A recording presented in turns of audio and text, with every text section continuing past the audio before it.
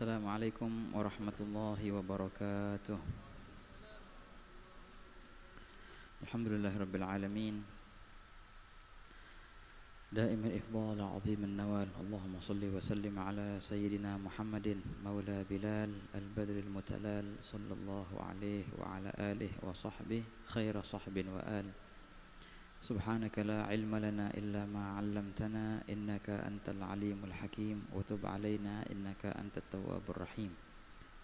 اللهم يا فتاح يا عليم يا فتاح يا عليم يا فتاح يا عليم افتح علينا فتحا قريبا يا أرحم الراحمين. اللهم لا سهل إلا ما جعلته سهلا وأنت تجعل الحزن إذا شئت سهلا. اللهم سهل لنا حفظ العلوم وهب لنا واسعات الفهوم بجاه نبيك المعصوم صلى الله عليه وسلم. اللهم إنا نسألك العلم اللدني والمشرب الصافي الهني وهاب يا غني. ونعوذ بك اللهم من علم لا ينفع وقلب لا يخشع وعمل لا يرفع وعين لا تدمع ونفس لا تشبع ودعوة لا يستجاب لها برحمتك يا أرحم الراحمين يا أرحم الراحمين يا أرحم الراحمين. نوينا التعلم والتعليم والتذكر والتذكير والنفع والانتفاع والإفادة والاستفادة والحث على التمسك بكتاب الله وسنة رسول الله والدعاء إلى الهدى والدلالة على الخير ابتغاء وجه الله ومرضاته وقربه وثوابه سبحانه وتعالى. نوينا ما نوى به أسلافنا الصالحون نوينا ما أحاط به علم الله تعالى من حسن النيات. Alhamdulillah, senantiasa puja dan puji syukur kita haturkan kehadirat Allah Subhanahu wa taala atas limpahan nikmatnya hingga alhamdulillah kembali kita dalam kajian mingguan malam Kamis. Dan seperti yang disampaikan oleh Habibana Habib Ramzi Al-Musawa, ini akan menjadi pertemuan terakhir kita di tahun ini, artinya sebelum Ramadan tawaguf gitu. Insyaallah ikhwan, kita akan berjumpa kembali insyaallah dalam keadaan sehat dan afiat di bulan Syawal nanti insyaallah biidznillah. Sebelum kita mulai seperti biasa bersama kita berniat i'tikaf di masjid ini. Baik. Bismillahirrahmanirrahim. Nadartu an a'takifa fi hadzal masjid lillahi ta'ala. Nawaitu al-i'tikaf al-manzur fi hadzal masjid ma dumtu fihi lillahi ta'ala. Alhamdulillah ikhwani, enggak terasa berapa hari lagi kita akan menyambut bulan suci Ramadan. Kita akan menyambut malam pertama di bulan suci Ramadan yang penuh dengan anugerah Allah Subhanahu wa taala yang dinamakan dengan Lailatun Nadhrah, malam pandangan, karena di situ Allah taala memandang hamba-hambanya, dan barang siapa yang Allah taala pandang maka tidaklah akan diazab olehnya selama-lamanya. Wa man nadhara ilaihi lam yu'adzibhu abadan. Persiapkan diri untuk menyambut malam nadhrah itu dengan membersihkan hati, dengan untuk bisa lebih fokus dalam malam itu untuk beribadah, dan juga dengan saling kita meminta maaf kepada sesama. Dan di sini Al-Fagir secara pribadi minta maaf dari ikhwan semua, baik pun yang hadir di majelis ini ataupun yang para pendengar atau yang menyaksikan tayangan ini. Al-Fagir minta maaf kalau ada salah kata atau ada perilaku yang kurang berakhlak atau yang menyinggung hati antum atau yang tidak semestinya Al-Fagir lakukan. Maka mohon maaf dan mohon dimaafkan karena Allah Subhanahu wa taala Maha Pengampun, dan Allah taala akan mengampuni dosa-dosa orang yang sering memaafkan. Wa hakadha ikhwan, dan mari kita saling memaafkan sesama kita ya ikhwan. Semoga Allah taala memaafkan kita semua insyaallah. Amin ya rabbal alamin. Di antara kebiasaan juga biasanya di bulan Sya'ban ini kita sering ziarah ya. Kata. Tapi kan bulan Sya'ban disebut dengan bulan rawahan kalau bahasa kita. Banyak arwah. Nah, ini arwah artinya sedagat arwah. Artinya kita menziarahi nenek moyang kita, kerabat kita, leluhur kita, juga menziarahi para awliya dan salihin. Bacakan tahlil kepada mereka, hadiahkan tilawah Al-Quran, kalau bisa hadiahkan khataman Quran kepada mereka. Wahakala. Bulan Sya'ban, bulan yang mulia ya ikhwan, yang berapa hari lagi akan meninggalkan kita. Inilah bulan Rasulullah sallallahu alaihi wasallam, yang mana baginda menisbatkan bulan ini kepada dirinya. Wa Sya'ban syahri, walaupun dalam hadis yang dhaif. Wa Sya'ban syahri. Maka sebelum kita keluar dari bulannya Rasulullah, kita berdoa semoga Allah Ta'ala memperkenankan kita untuk berjumpa dengan yang punya bulan ini, sahibus syahr. Kalau kita masuk rumah orang, ya, diundang sama orang itu, dan kita emang mau ketemu dengan tuan rumah, tapi gak sempat ketemu dengan tuan rumahnya, ya, kayak kurang gitu kan. Begitu pula ketika kita masuk ke bulan Sya'ban, yang mana Sya'ban adalah bulannya Rasulullah, tapi kita gak ketemu dengan Rasulullah, ya sangatlah kurang. Ya, semoga Allah Ta'ala merobek setiap atau semua hijab, penghalang yang menghalangi antara kita dengan Rasulullah SAW, menghilangkan penghalang itu, merobeknya, sehingga tiadalah halangan, tiadalah hijab antara kita dengan baginda Nabi Muhammad sallallahu alaihi wasallam. Amin ya rabbal alamin. Ikhwani, dalam kajian tafsir di sini kita akan masuk surat Al-Bayyinah. Pada pertemuan yang lalu Al-Ustadz Ridha Abdul Fattah, ya, Ustadz kita sedikit membahas tentang alaqah, hubungan antara surat Al-Bayyinah dan surat Al-Qadr. Dan Masya Allah beliau juga membahas dengan panjang lebar perihal nama-nama, ya, nama-nama surat Al-Bayyinah itu ada 6 nama.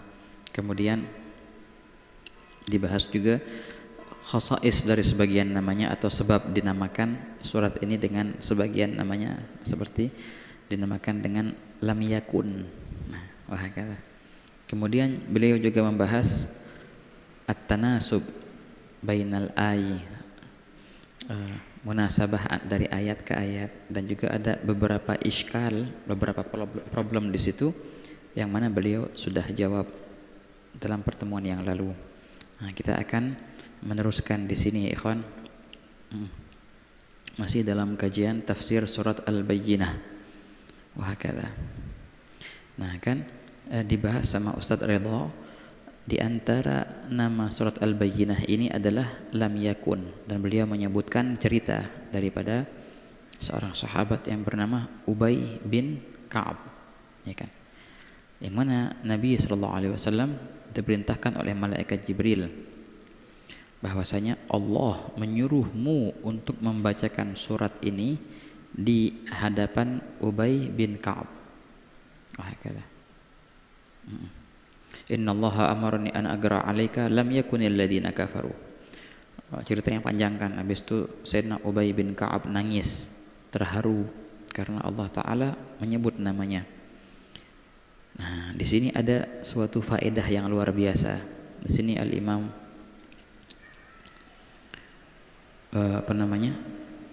Shahibul Hasyiyahnya tafsir Jalalain menyebutkan faedah yang sangat bagus. Beliau memetik faedah yang indah. Bila mana kita mempunyai murid, ya, yang jenius, yang pemahamannya lebih dari yang lain, maka hendaklah engkau memberikannya porsi yang khusus pula, gitu. Kasih dia pelajaran tambahan lebih dari yang lain, karena porsi pemahamannya, porsi hafalannya lebih dari yang lain, gitu. Utamakanlah dia dari yang lain dengan pelajaran yang khusus. Tapi sekiranya tidak menimbulkan rasa iri dari teman-teman yang lain itu. Wah, kata beliau berkata, takhsis sari'ul hifdz wal itqan bil ilm. Sebagaimana Ubay bin Ka'ab ini terkenal salah seorang daripada penulis-penulis wahyu di zaman Nabi sallallahu alaihi wasallam. Ya, di antaranya ini Ubay bin Ka'ab. Maka Allah memerintahkan Rasulullah untuk membacakan surat ini di hadapannya. Begitu. Nah, di situ ada faedah. Nah, khususkanlah, berikanlah khususiyah kepada mereka, orang-orang yang pantas untuk diberikan khususiyah.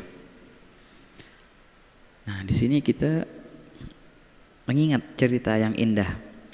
Dahulu di kota Tarim, semasa Al-Imam Al-Habib Muhammad bin Abdullah Al-Haddar, ketika beliau menimba ilmu di kota Tarim, itu beliau Masya Allah orang jenius, pinter, cepat ngapal. Dan Masya Allah beliau minta pelajaran yang lebih dari yang lain, dan beliau mampu untuk menunaikan haknya dengan mutalaahnya dan murojaahnya. Sampai-sampai beliau datang kepada seorang syekh yang tenar pada zaman itu, namanya Syekh Mahfudz bin Uthman, alamah, seorang alim yang besar. Syekh Mahfudz bin Uthman, salah satu ulama Tarim di zaman itu yang luar biasa alim. Nah, ketika Al-Habib Muhammad Al-Haddar meminta pelajaran tambahan dari gurunya itu, gurunya bilang, oh Habib, maaf, waktu ini sudah penuh, nggak ada lagi waktu yang kosong untuk antum ngajar di sini. Dari majelis ke majelis, dari majelis ke majelis, udah full. Kalau ente mau, ana ada waktu kosong tapi malam. Kata Habib Muhammad, nggak apa-apa Syekh, ana bakal datang ke rumah ente. Ane ada waktunya begini, jam berapa? Jam 2 malam baru ada waktu kosong. Selain itu nggak ada lagi, sudah full waktu ana. Untuk apa? Untuk ilmu. Nah, jadi gini, kalau ente mau datang ke rumah, kalau ente datang ke rumah nih, jangan ketok pintu, bakal bangun orang rumah. Lah, jadi gimana caranya? Nelpon, nggak ada HP dulu. Jadi gimana caranya? Nah, beliau bilang begini, ane ntar duduk di tempat ane yang biasa duduk di atas itu, kan rumahnya tingkat tuh, rumah orang-orang Hadrun kebanyakan tingkat semua. Ntar ane punya kaki, jempol kaki ane ikat pakai tali. Talinya itu ane ulurin ke bawah. Kalau ente datang, ente tarik tuh tali. Ane tahu berarti ada ente di bawah. Gitu. Mau nggak? Mau. Jadi bismillah. Akhirnya beliau muwadhabah seperti itu. Tiap malam jam 2 malam datang untuk ngaji sama gurunya itu. Dan nggak ngetok pintu. Ada tali itu, ditarik talinya. Arti jempol gurunya itu ya. Kalau gurunya belum tidur, masih murojaah, ya dibukain langsung. Kalau gurunya ketiduran, kebangun dengan apa namanya? Tali itu yang ditarik. Nah, begitulah ulama dahulu ya. Yang belajarnya semangat, yang ngajar juga semangat. Itu nikmat besar bila mana engkau seorang murid mempunyai semangat dan ketemu guru yang semangat juga. Nikmat besar bagi murid itu. Juga sebaliknya, bila mana engkau mengajar dengan semangat, kemudian engkau menemui murid yang semangat juga, itu luar biasa nikmatnya ya kawan. Kadang-kadang enggak. Kadang-kadang kita belajar pengen ngaji sama seorang guru, ya kesian gurunya sudah capek gitu. Ya kesian juga sih. Gak enak sih kalau maksa-maksa, jangan dipaksa-paksa. Atau sebaliknya, guru udah datang rapi-rapi segala macem, muridnya kagak ada. Atau muridnya kurang semangat, nggak mau rojaah, nggak mau tolaah, ya sayang. Ini kenikmatan yang sangat besar bila mana engkau mempunyai semangat dan gurumu pun mempunyai semangat. La ilaha illallah. Dahulu guru kita Al-Habib Ali Masyhur dalam ceritanya yang ma'ruf itu Habib Masyhur, kakaknya Sayyidil Habib Umar, yang menceritakan guru-guru kita juga, Syekh Umar Hussein dan Sayyid Abu Bakar Al-Faqih, dan sempat kita ngalamin masa-masa itu. Jadi Habib Masyhur tuh dari habis salat subuh baca wirid, baca segala macam. Udah baca wirid langsung buka belajar, buka kitab nahwu sampai terbit matahari, salat isyraq. Habis itu buka lagi di satu ruangan di kamar kecilnya di bawah. Pernah dulu kita di situ ngaji nasab, luar biasa kamar kecil. Itu orang bergonta-ganti, ikhwan. Yang ini baca kitab ini, habis itu pulang, datang lagi yang atau lagi pulang. Itu Habib Masyhur dari salat subuh duduk sampai terbenam matahari, habis itu beliau salat isyraq duduk lagi ngajar, terus ngajar dari majelis, satu majelis ya, nggak berdiri lagi tuh. Orang bergonta-ganti belajar sama beliau sampai kapan? Sampai zuhur baru berdiri. Duduk tuh sampai adzan zuhur salat baru masuk rumah. Sebentar tok masuk rumahnya. Habis itu biasanya habis salat zuhur beliau ke Darul Mustafa, ngajar di Darul Mustafa, ngajar minhaj. Nah, kalau hari Selasa majelis ifta sampai asar. Habis asar ke Masjid Jami. Ada rohah di sana kadang-kadang. Maghrib, Isya itu Masya Allah. Kadang-kadang beliau itu satu hari bisa ada 16 majelis satu hari. 16 majelis. Masya Allah. Berkah waktunya, Masya Allah luar biasa. Oke, kita kembali ke perihal yang tadi. Jadi dari ceritanya Rasulullah SAW diperintahkan oleh Allah Ta'ala untuk membacakan surat ini di hadapan Sayyidina Ubay bin Ka'ab. Kita petik suatu pelajaran. Bila mana engkau mempunyai murid yang semangat dan dia bisa menampung ilmu yang lebih dari teman-temannya, maka kasihlah dia porsi yang lebih. Wah kata. Oke. Surat ini surat yang azim, ikhwan. Surat Al-Bayyinah. Kita baca dikit-dikit ya, satu kalimat. Qala ta'ala, Allah berfirman. Taman ini surat ada yang bilang Makkiyah kama qala Ibnu Abbas atau Madaniyah, dan itu adalah gaulul jumhur. Kebanyakan ulama bilang ini surat turunnya setelah hijrah Madaniyah. Wah kata. Qala ta'ala lam yakunil ladzina kafaru, lam yakun tidak akan, alladzina kafaru orang-orang yang kafir, min daripada golongan ahli kitab, para ahli kitab, wal musyrikin dan orang-orang yang menyekutukan Allah, penyembah berhala, tidak akan mereka itu munfakin melepaskan keyakinan mereka gitu. Senantiasa mereka akan kafir hatta sehingga ta'tiyahum datang kepada mereka al-bayyinah, suatu bukti. Apa sih bukti itu? Rasulun minallah. Bukti itu adalah seorang rasul yang diutus dari Allah Subhanahu wa taala, yatlu yang dia mentilawahkan, membacakan suhufan mutahharah. Suhuf kitab-kitab yang suci, maksudnya Al-Qur'an. Fiha kutubun qayyimah, yang mana di dalam suhuf mutahharah itu ada kutubun qayyimah, ada hukum-hukum yang lurus. Baik. Itu secara globalnya. Nah, kita akan tafsirkan satu-satu. Qala ta'ala lam yakunil ladzina kafaru min ahlil kitab. Senantiasa ya, mereka itu pasti enggak mau meninggalkan keyakinan mereka sehingga datang bukti. Nah, kan ceritanya nanti di ayat yang setelahnya Allah Ta'ala akan bilang, pun ketika mereka didatangi bukti itu gak semuanya beriman, ada yang beriman, ada yang gak beriman, begitu. Nah, di sini kita ambil makna yang indah dari sifat ini. Lam yakunil ladzina kafaru min ahlil kitab, daripada ahli kitab. Siapa sih ahli kitab? Siapa itu ahli kitab? Iya, Yahud sama Nasara. Itu adalah ahli kitab. Bila mana ada istilah ahli kitab, yang dimaksud adalah dua, Yahud sama Nasara. Artinya umat-umat beragama yang masih mempunyai kitab suci. Wah, kata al-Yahud mereka punya Taurat dan Nasara mereka punya Injil. Walaupun itu sudah banyak dirubah oleh mereka, tapi mereka masuk dalam golongan ahli kitab. Di sini berkata Sayyidil Habib ketika mentafsirkan ayat ini, coba kalian lihat, Allah menyebutkan sifat mereka sebagai ahlul kitab, dan Allah enggak menyebutkan nama mereka.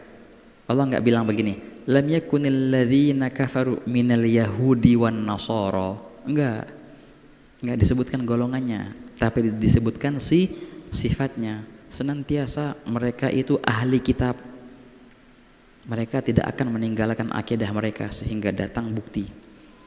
Ketika datang bukti pun enggak semuanya meninggalkan akidah mereka.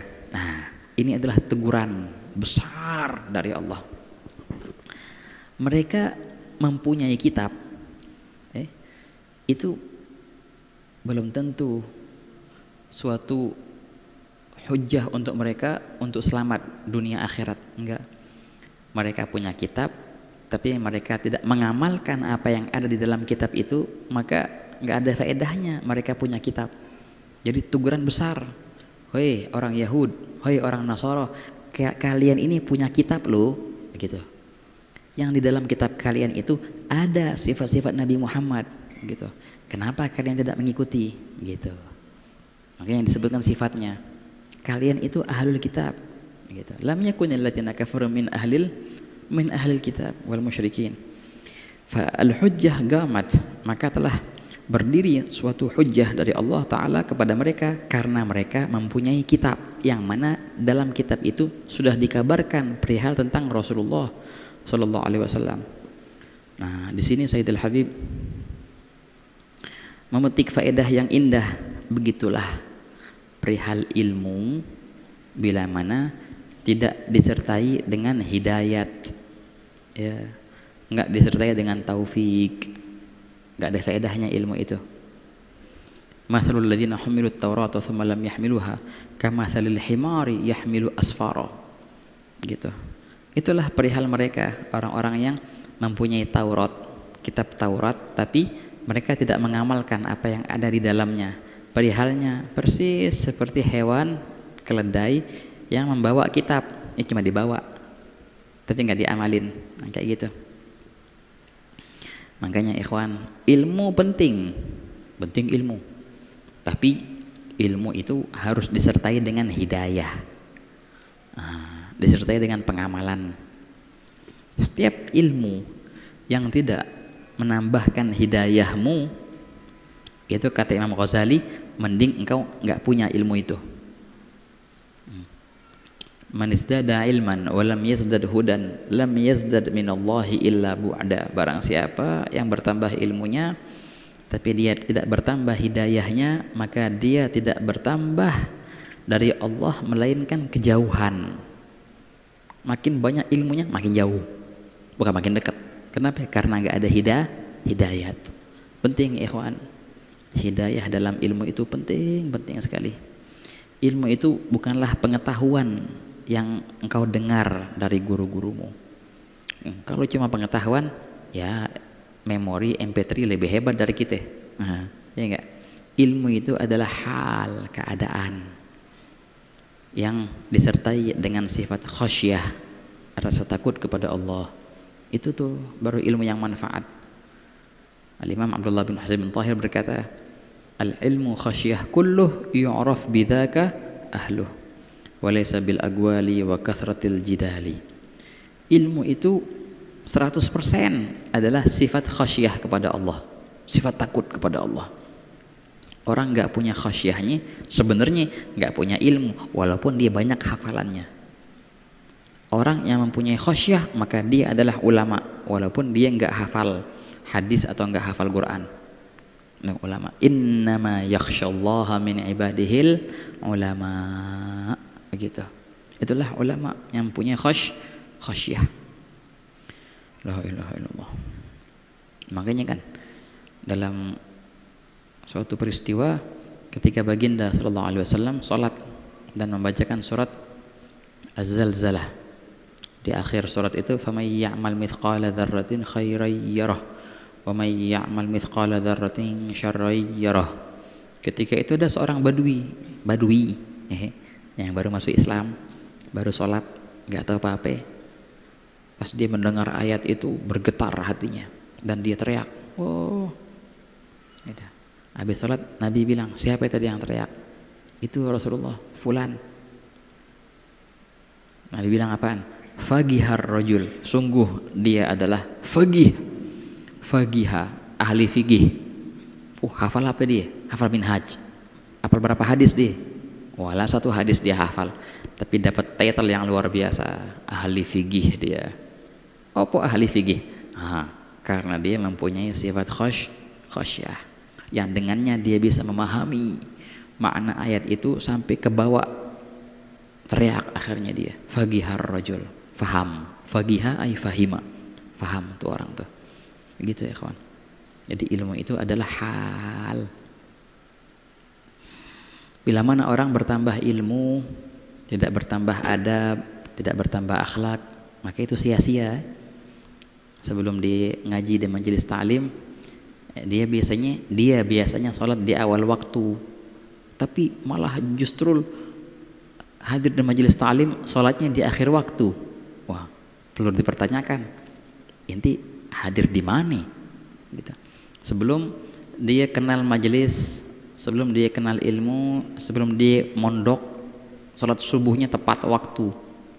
Habis dia mondok, sholat duha tapi gunut. Nah, gitu kan. Setelah dia majelis, sholat duha kunutan. Sholat subuh maksudnya. Nah, ini perlu dipertanyakan. Lah, inti semestinya kalau majelis tuh, kalau mondok tuh justru malah nambah qiyamul lailnya, bukan subuhnya molor, maju semestinya bangunnya. Nah, itu tiap-tiap ilmu kalau tidak membawa hidayat maka bahaya, ikhwan, sangat bahaya. Iya kan?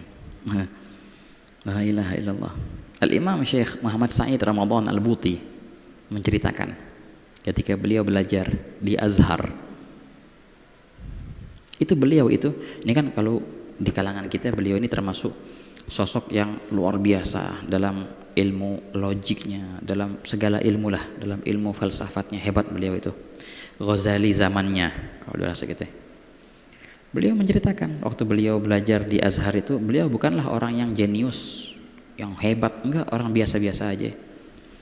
Teman-temannya justru yang giat belajar, pintar. Teman-temannya itu, nah ini dia nih, teman-temannya kalau belajar begadang, malamnya belajar, murojaah bareng-bareng, tapi subuhnya lewat. Belajar bareng-bareng tapi lupa, sholat telat. Beliau nggak pernah kayak gitu. Waktunya tidur dia tidur, senantiasa tepat waktu sholatnya, di awal waktu sholatnya. Sampai-sampai sempat teman-temannya mencemoohkan beliau, ente gimana jadi ulama, lowong ente murojaahnya kurang. Tapi nggak dijawab sama beliau. Suatu hari beliau berkata, suatu hari di kelas Ustadz ada muskilah gitu, ngasih soal, ditanya Ustadznya tuh ke teman-temannya, pada nggak bisa jawab teman-temannya itu. Soalnya soal itu soal yang sangat sulit dalam perihal ilmiah. Tapi subhanallah, kata beliau, Allah Ta'ala gerakkan hatiku untuk menjawab, dan Allah Ta'ala ilhamkan aku jawabannya. Aku jawab, jawabannya begini gini gini. Takjub ustadznya, wah hebat ini katanya. Nah ini nih baru pelajar ilmu. Teman-temannya pas ngelirik kayak gimana gitu kan. Belajar kapan nih? Tahu dari mana? Nah begitulah ilmu laduni. Ilmu laduni bukannya ada orang salah paham, ada orang paham ilmu laduni nggak belajar. Ngapain? Duduk aja, entar datang sendiri. Nggak bakal datang. Ilmu laduni harus disertai dengan usaha dengan istiqomah, baru datang ilmu laduni. Nggak datang dengan mimpi, nggak ada. Belajar di mana ya? Di mimpi belajarnya. Nggak, harus ada usaha juga, walaupun itu murni dari Allah. Nah, begitu ikhwan. Akhirnya apa? Beliau menceritakan, Syekh Al-Buti tadi, Syekh Muhammad Sa'id Ramadan Al-Buti, akhirnya aku menjadi seperti ini. Beliau ini luar biasa, rujukan nomor 1 ulama Syam. Dan masya Allah, Sayyidil Habib Ali Al-Jufri berkata, bila mana dihitung 5 ulama terbesar di umat ini, pasti beliau akan menjadi salah satunya. Jika kalau enggak beliau paling nomor 1, kalau enggak 1 dari 5 itu. Illam yakun fi awwalihi, kata Habib Ali Al-Jufri. Gitu. Beliau berkata, nih aku jadi kayak gini sekarang. Dan teman-temanku yang dulu yang hebat belajarnya itu akhirnya jadi apa? Ada yang jadi kuli, ada yang jadi pedagang ini, ada yang pedagang, mana ilmunya ngilang semua, tenggelam dalam dunia. Padahal luar biasa ijtihadnya. Begitulah ilmu bila mana tidak disertai dengan hidayah, enggak disertai dengan taufik, enggak ada faedahnya, ikhwan. La ilaha illallah. Nah, di sini Allah Subhanahu wa taala menegur mereka kaum Yahud dan kaum Nasara. Kaum Yahud, kaum Nasara, kalian ini punya kitab loh. Semestinya yang mengikuti Nabi Muhammad adalah kalian dulu sebelum yang lain, karena kalian sudah tahu kabar Nabi Muhammad ini. Tapi kok malah kalian yang melawan? Nah, ini teguran dari Allah Ta'ala kepada mereka. Itu ya ikhwan ya. Mereka mengetahui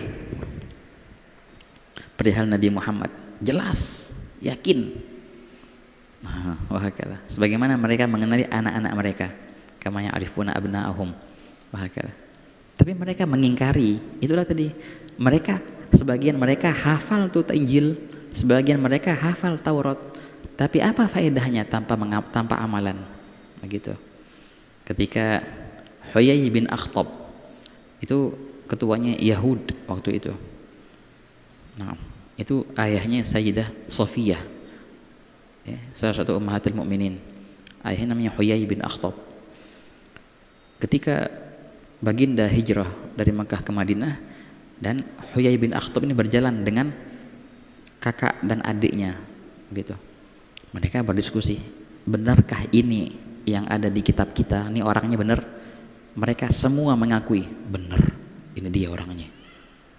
Tapi gimana? Masa kita ngikut? Enggak, jangan ngikut, kalah gitu, gitu. Kalah saingan. Apa namanya? Apa kalau bahasa kitanya? Gengsi, gengsi. Gitu kan. Muskilah itu. Apa namanya? Kesombongan itu muskilah ya.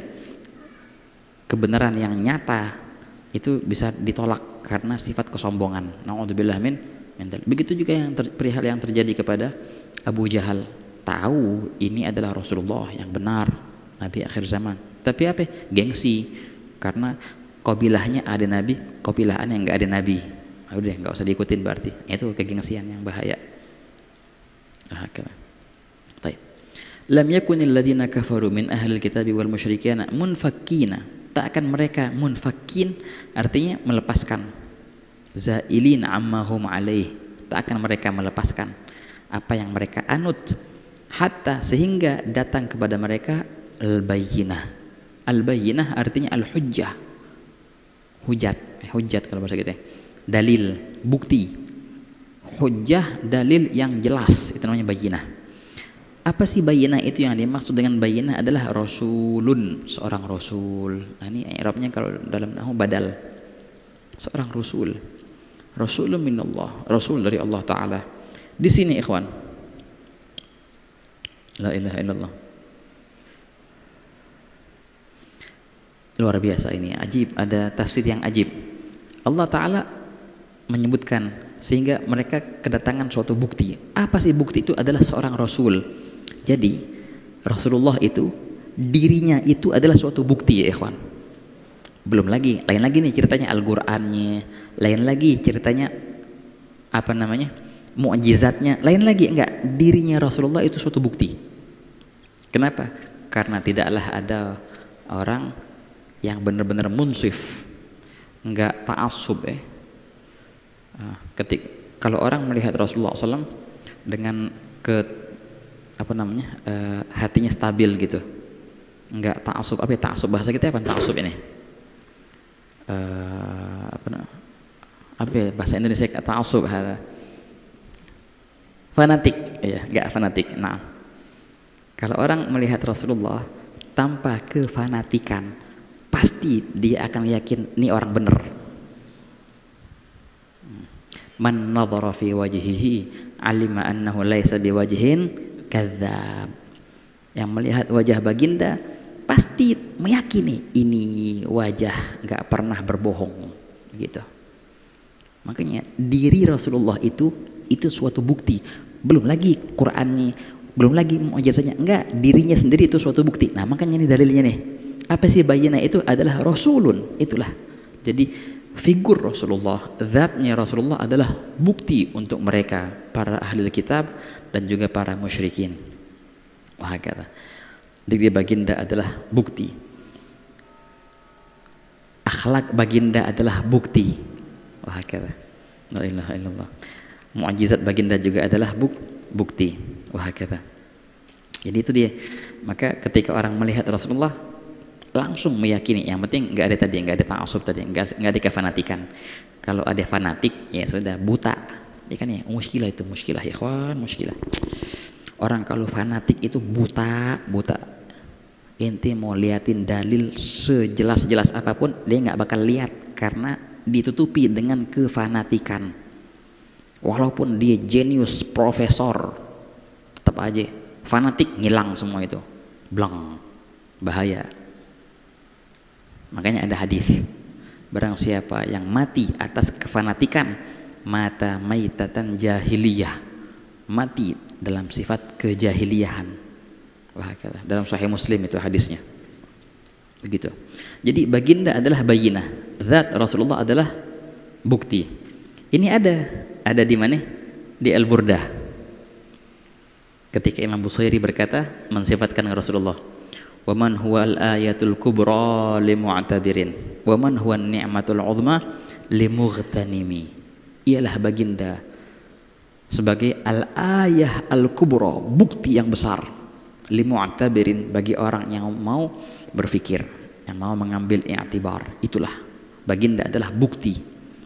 Lain lagi tuh, bukan Al-Quran lain lagi. Iya, itu Al-Quran adalah bukti yang hebat, mukjizat bukti yang hebat. Tapi enggak, yang kita bahas adalah sosoknya Rasulullah. Itu adalah surat bukti. Ini dia, Rasulun minallah. Rasulun minallah, utusan dari Allah. Kata Habibnya, kata Sayyidil Habib Umar, coba engkau bayangin, Rasulun minallah, utusan dari Allah. Kalau ente nih lagi di rumah, datang orang, utusannya si fulan, utusannya seorang guru besar datang ke ente, atau utusannya pemerintahan, nih utusannya presiden datang ke rumah ente, gimana perasaan? Gimana gitu kan ya? Nah ini utusan dari Allah datang kepadamu, gitu. Rasulun minallah, utusan dari Allah. Ini Rasulullah adalah utusan dari Allah. Allah mengirimnya kepadamu loh. Jadi Rasulullah datang kepadamu.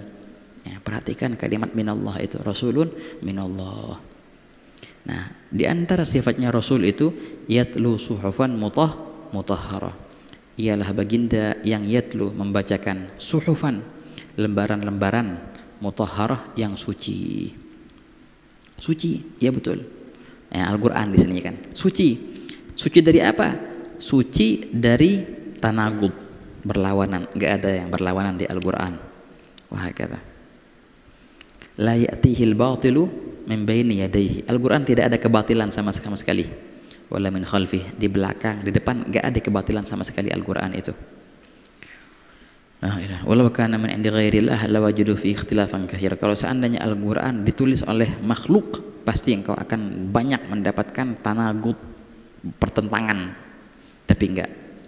Al-Qur'an itu mutahharah, suci dari kebatilan, begitu. Fiha kutubun qayyimah, yang mana di Al-Quran itu ada kutub.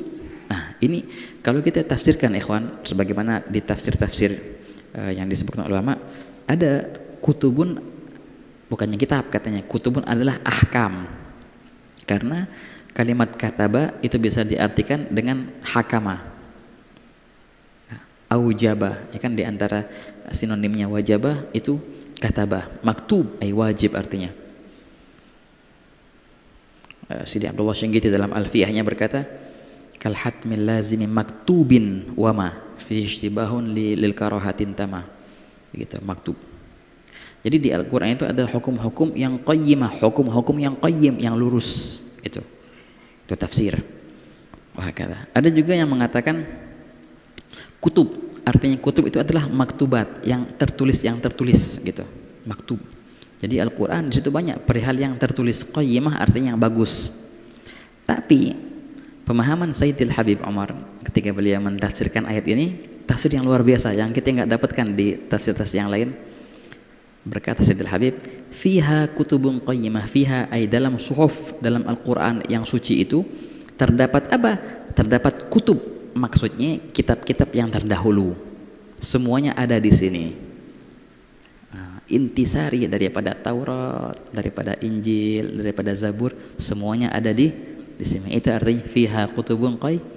Nah, kutubun qayyimah, qayyimah artinya indah, betul. Qayyim bagus, mahal, itu qayyim. Kutub yang terdahulu yang pernah Allah Ta'ala turunkan kepada nabi-nabinya terdahulu, itu himpunannya ada di sini. Suhufun mutahharah, suhufun mutahharah, fiha kutubun qayyimah. Wa hakadha ikhwan. La ilaha illallah. Nah, insyaallah cukup seperti ini yang kita akan bahas, yang kita bahas sekarang. Insyaallah kita bertemu lagi. Insyaallah Allah panjangin umur kita, insyaallah bisa ketemu lagi ya, insyaallah di bulan Syawal. Berarti kesempatan ini walaupun belum waktunya sih ya. Ana bilang syahr mubarak. Mungkin enggak ketemu lagi kan? Insyaallah kalau Ramadan ntar syahr mubarak.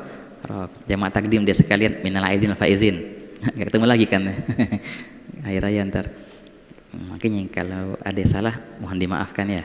Semoga Allah Ta'ala mengembalikan kita insyaallah dalam waktu yang penuh keberkahan, di kesempatan yang leluhur, yang indah dan penuh kesucian setelah Ramadan dan setelah Hari Raya Idul Fitri.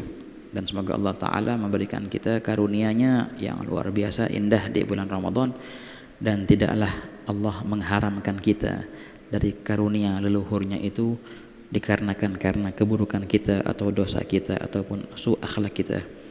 La tahrimna khaira ma indaka li syarri ma indana fadlan wa ihsanan wa judan wa amtinanan bi rahmatika ya arhamar rahimin. Kita baca doa deh. Bismillahirrahmanirrahim. Alhamdulillahirabbil alamin. Allahumma shalli wa sallim ala sayyidina Muhammadin wa ala alihi wa sahbihi ajma'in.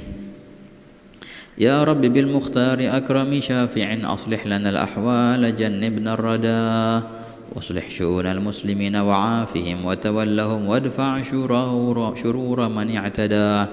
Ya Rabbi wajma' syamlahum waltuf bihim wansur bihim dinan nabi wa ayyida thabbit lana al-aqdam waghfir dhanbana wanshur bina fil kauni anwaral huda wanzur ilayna ajma'ina wa afina sirran wa jahran washfina min kulli da' husnal yaqini minka habna wahmina wahmi himana wakfina syarral ida واقض لنا الحاجات أجمعها وزد يا واسع الإفضال منك محامدا اختم لنا الأعمار بالحسنى وفي الفردوس فاجمعنا بطه أحمدا وبمقعد الصدق نشاهد وجهه بحضائر القدس منازل شهداء وبجاهه يا رب فاجعلنا به من أسعد القوم الكرام السعداء وبجاهه يا رب فاجعلنا به من أسعد القوم الكرام السعداء وبجاهه يا رب فاجعلنا به من أسعد القوم الكرام السعداء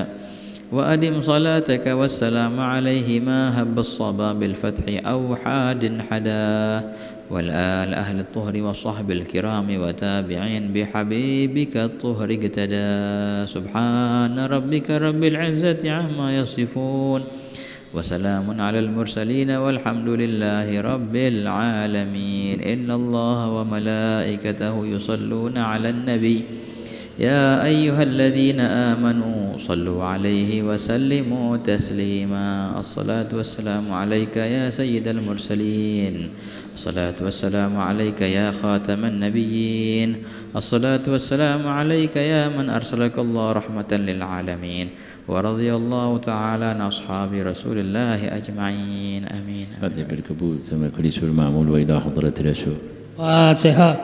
أعوذ بالله من الشيطان الرجيم.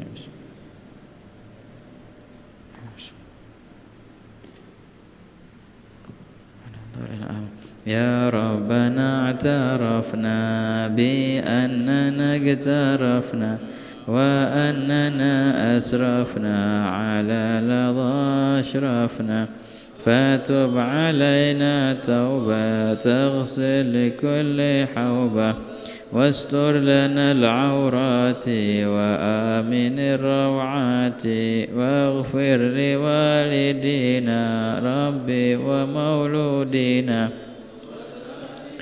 إخواني وسائر الخلان وكل ذي محبة أو جيرة أو صحبة والمسلمين أجمع آمين يا ربي أسمع فضلا وجودا منا لا باكتساب منا بالمصطفى الرسول نحظى بكل سول صلى وسلم ربي عليه والصحب عداد طش الصحب والحمد للإله في البدء والتناهي. سبحانك اللهم وبحمدك أشهد أن لا إله إلا أنت أستغفرك وأتوب إليك. قبول إن شاء الله.